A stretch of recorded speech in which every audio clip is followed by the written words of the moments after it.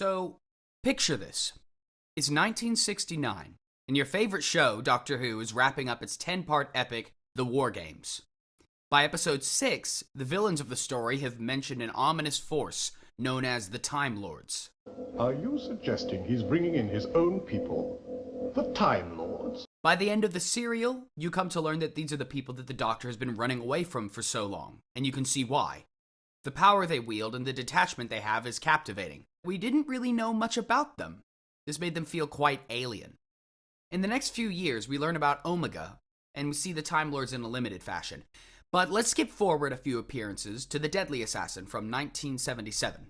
This story shows the Time Lord Society as a direct commentary on old stuffy wig-type politicians that are some of their people, like Engen and Spandrel, don't even know their own history. They are all extremely human. But the Eye of Harmony is a myth. It no longer exists. A myth? Spandrel, all the power of the Time Lords devolves from it. If you ask many classic Doctor Who fans, they will tell you this was the first step of the Time Lords losing their mystique. What's even worse is their appearances in The Invasion of Time and Arc of Infinity don't change all that much from what we've seen.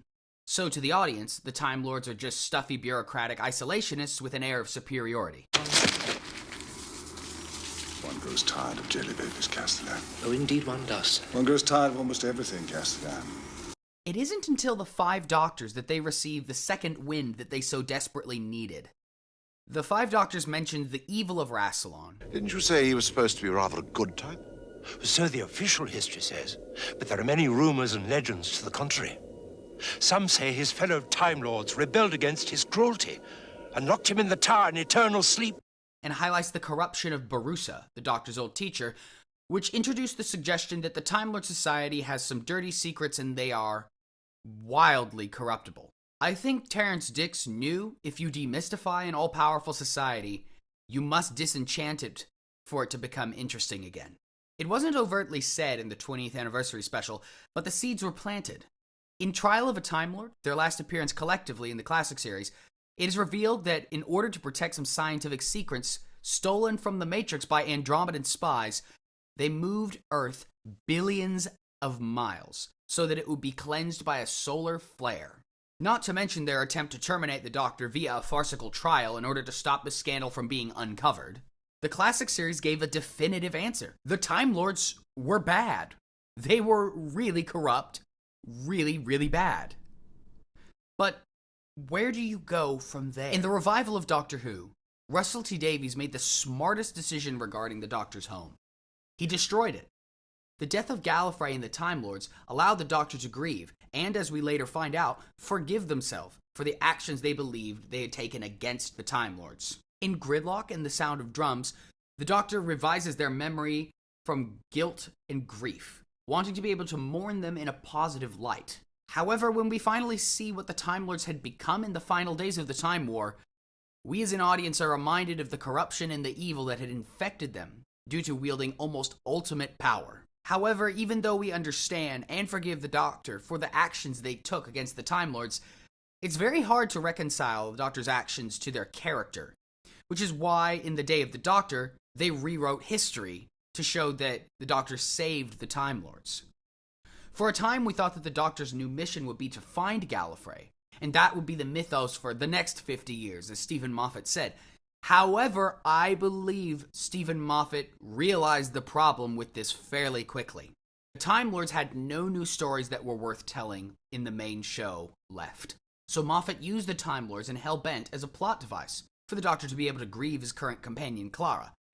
The Time War was interesting because of all the cosmic eldritch horrors you hear about, and because of how it shaped the universe. But the main thing the Time War accomplished was it made the audience question the Doctor's actions.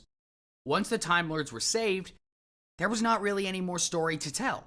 Now, let's jump to Series 12. Gallifrey has been burned and ransacked by the Master, because he finds out that the Time Lords exploited the true source of regeneration, his best frenemy, the Doctor. With the revelation that the Doctor is not even a Time Lord, it severs the last link that the show's narrative had with the Time Lords as a presence in the show. Also, can I say, even though I love the wider implications of the Timeless Child story, one very dumb line was when the Doctor said, "Why would they lie?